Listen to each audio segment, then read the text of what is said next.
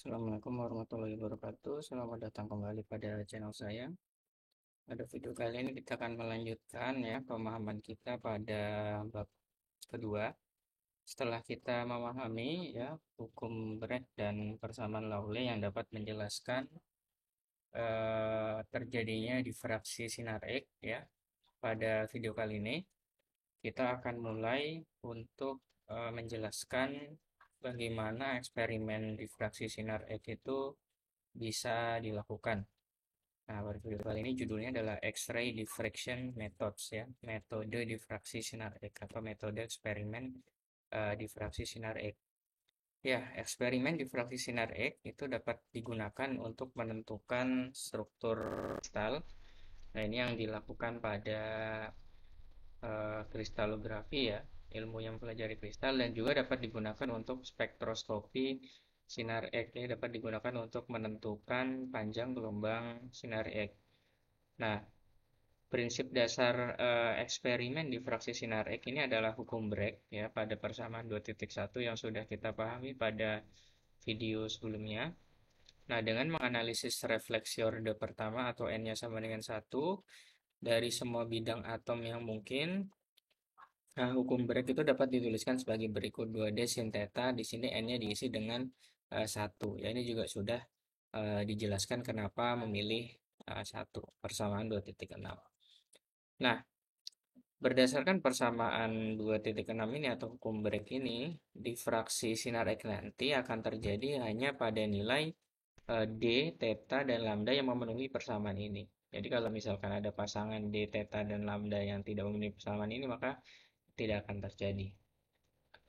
Nah, pertama pada analisis struktur kristalografi ya dengan eksperimen XRD, difraksi sinar X, itu metodenya adalah panjang gelombang sinar X yang digunakan itu sudah diketahui ya.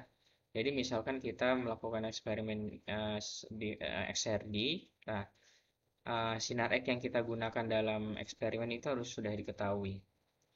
Nah, eksperimen nanti itu akan mengamati ya, akan mengamati terjadinya puncak-puncak difraksi konstruktif. Itu dengan kata lain mendapatkan data theta ya, mendapatkan data theta.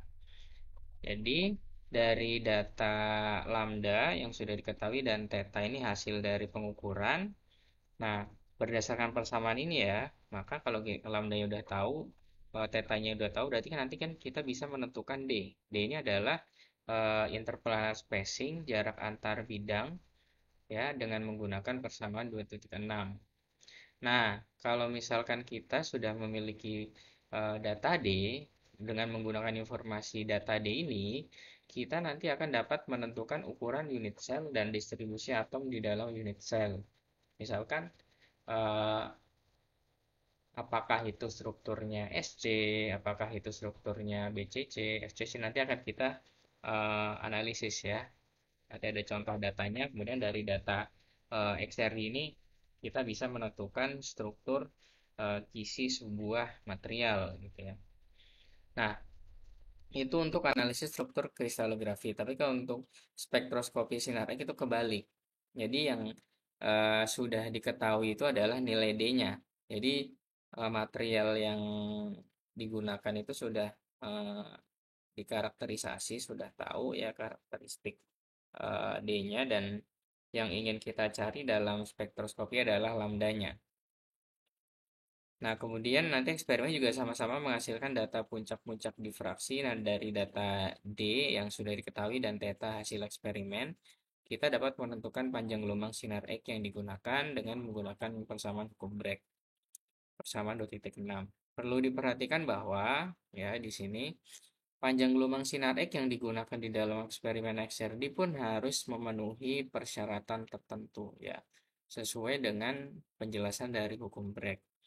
Nah, karena hukum Brecht kan 2D sin theta sama dengan lambda ya. Kita ingat bahwa sin theta ini berarti eh, kita ingat bahwa dari trigonometri matematika ya sin theta itu rentangnya itu kan 0 sampai dengan 1. Jadi tidak mungkin nilai sin theta itu lebih dari 1 ya. Nah, oleh karena itu misalkan eh, Hukum Bragg itu kan 2D sin theta lambda ya, berarti sin theta itu kan eh, sama dengan lambda per 2D kan. Lambda per 2D. Nah, nah nilai sin theta itu tidak boleh lebih dari satu. Oleh karena itu di sini bisa dikatakan bahwa nilai sin theta itu harus eh, harus kurang dari satu, ya, harus kurang dari satu.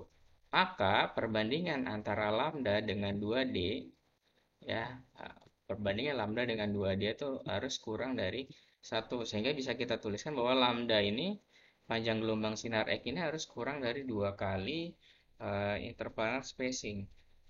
Nah, biasanya dimensi dari kristal itu sekitar 3 angstrom, ya, dalam orde angstrom. Oleh karena itu lambda ini harus kurang dari 6 angstrom, ya. Panjang gelombang sinar X yang lebih besar itu tidak dapat digunakan untuk menganalisis struktur skala atomik, ya, sedangkan panjang gelombang sinar X yang lebih pendek itu malah akan membuat sudut difraksi sinar X terlalu kecil, sehingga tetanya itu sulit diukur secara eksperimen. Nah, em, pada kuliah kita akan membahas, ya, eh, 3 metode eksperimen XRD, ya, sesuai dengan buku referensi yang kita gunakan.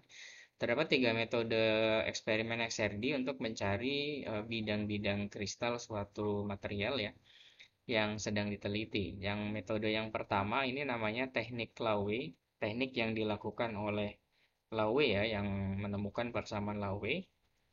Jadi metode eksperimennya adalah suatu kristal tunggal itu diletakkan tetap, ya, pada suatu tempat gitu, ya. Diletakkan tetap pada suatu tempat dan berkas radiasi sinar X itu ditembakkan miring pada sudut tetap theta. Jadi artinya di sini teknik Laue ini melakukan metode di mana theta theta itu dia tetap dan lambdanya itu variabel, ya. Digunakan panjang gelombang sinar X yang berbeda-beda untuk memilih bidang kristal, ya, sehingga hukum Bragg itu terpenuhi. Nah, teknik ini dikenal sebagai teknik Laue. Kemudian yang metode yang kedua adalah metode kristal berputar atau rotating crystal method, ya, sesuai dengan namanya berarti di sini kristalnya diputar. Nah, suatu kristal itu diletakkan dan bisa diputar di sekitar sumbu rotasi, sehingga di sini lambdanya itu tetap, tapi tetanya variabel. Jadi tetanya ini berubah. Jadi ini kebalikan dengan metode Silawe. Ya, bidang-bidang kristal akan dicari pada beberapa sudut theta yang berbeda dan refleksi yang terbentuk pada bidang kristal ini harus memiliki nilai D dan theta yang memenuhi persamaan Bragg. Nah, kemudian metode yang terakhir adalah metode bubuk atau powder method, ya, sesuai dengan namanya berarti di sini kristalnya itu dibuat dalam bentuk bubuk, ya, dan ditempatkan di suatu tempat di mana lambdanya itu tetap. Nah, ini uh, yang digunakan, ya, paling banyak sekarang ini, dan nanti yang akan kita coba juga di dalam akhir kuliah ini juga contoh kasus yang metode ini. Nah, theta dan D-nya nanti variabel. Ya, theta dan D-nya nanti variabel. Maka karena dalam bentuk bubuk, maka beberapa unit-unit kristalit kecil itu akan memiliki orientasi yang berbeda-beda, sehingga orientasi ini dapat dicari. Nah, refleksi yang terbentuk untuk nilai D, theta, dan lambda yang memenuhi hukum Bragg. Nah, seperti itu. Mengenai penjelasan detail masing-masing metode akan dibuat dalam video terpisah supaya video ini tidak menjadi lebih panjang. Seperti itu terkait dengan metode eksperimen difraksi sinar X yang dapat digunakan untuk menganalisis, ya, struktur kristalografi maupun spektroskopi, dan terdiri dari 3 metode. Masing-masing metode akan kita bahas secara terpisah. Terima kasih sudah menyimak video ini hingga selesai. Wassalamualaikum warahmatullahi wabarakatuh.